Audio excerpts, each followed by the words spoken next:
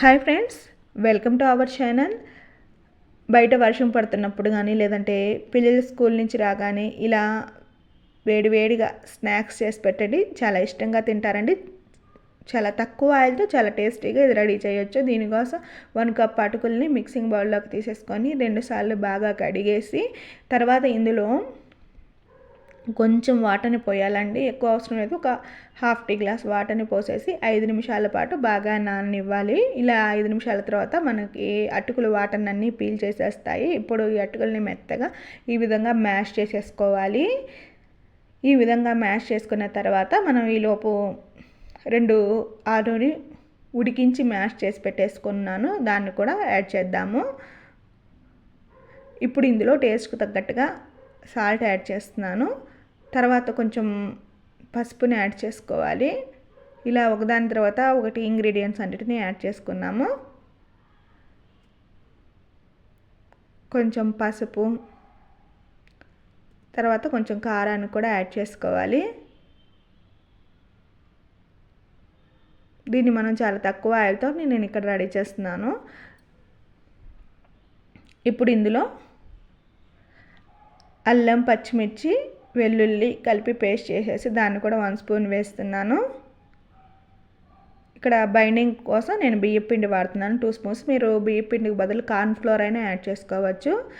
తర్వాత ఒక చిన్న ఆనియన్, హాఫ్ ఆనియన్ని కట్ చేసుకొని యాడ్ చేస్తున్నాను. ఎక్కువ యాడ్ చేయనక్కర్లేదండి, ఆనియన్ అనేది కొంచెం వేస్తే సరిపోతుంది.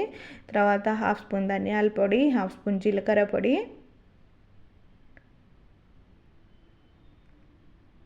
తర్వాత 1/2 స్పూన్ చాట్ మసాలా యాడ్ చేస్తున్నాను. మీకు అవసరమైతే కావాలంటే గరం మసాలా కూడా యాడ్ చేసుకోవచ్చు అండి. తర్వాత కొంచెం కొత్తిమీర యాడ్ చేస్తున్నాను. ఇప్పుడు ఇందులో ఒక హాఫ్ లెమన్ని ఈ విధంగా స్క్వీజ్ చేసుకుంటున్నాను. మీరు దగ్గర ఆమ్చూర్ ఉంటే మీరు ఈ లెమన్ ప్లేస్లో ఆమ్చూర్ ఉన్నా కూడా యాడ్ చేసుకోవచ్చు. ఇక దీని అంతటిని ఇంకా కొంచెం కూడా మనకి వాటర్ అవసరం లేకుండా మనకి అటుకుల్లోనూ ఆలులోనూ ఉన్న మాయిశ్చర్ అనేది సరిపోతుందండి. వాటర్ ఏమీ అవసరం లేకుండా ఇలా సెమీ సాఫ్ట్గా కలుపుకోవాలి. తర్వాత చేతికి ఆయిల్తో కొంచెం గ్రీజ్ చేసుకొని ఇలా చిన్న చిన్న బాల్స్ లాగా చేసుకొని తర్వాత మనం టిక్కీ షేప్ అనేది ఇచ్చుకోవాలి.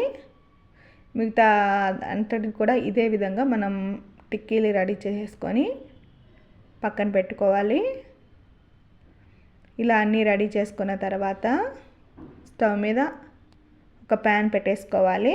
చూడండి, వీటన్నిటిని ఈ విధంగా రెడీ చేసేసుకొని స్టవ్ మీద ప్యాన్ పెట్టేసుకొని అందులో ఒక 1 టేబుల్ స్పూనే ఆయిల్ వాడుతున్నానండి. 1 టేబుల్ స్పూన్ ఆయిల్ని వేసేసుకొని దీని ప్యాన్ అంతా స్ప్రెడ్ చేసేసుకొని మనం రెడీ చేసుకున్న ఈ టిక్కీలన్నిటిని వేసేసుకొని స్టవ్ని మీడియం ఫ్లేమ్లో పెట్టి ఫ్రై చేసుకోవాలి. మీరు కావాలంటే వీటిని డీప్ ఫ్రై చేసుకోవచ్చు, లేదంటే షాలో ఫ్రై అయినా చేసుకోవచ్చు. నేను ఇక్కడ కొంచెం ఆయిల్ తోటి నేను వీటిని ఫ్రై చేస్తున్నాను. చూడండి, ఈ విధంగా 2 వైపులా గోల్డెన్ బ్రౌన్ కలర్ వచ్చే వరకు ఫ్రై చేసుకోవాలి. అంతే అండి, ఎంతో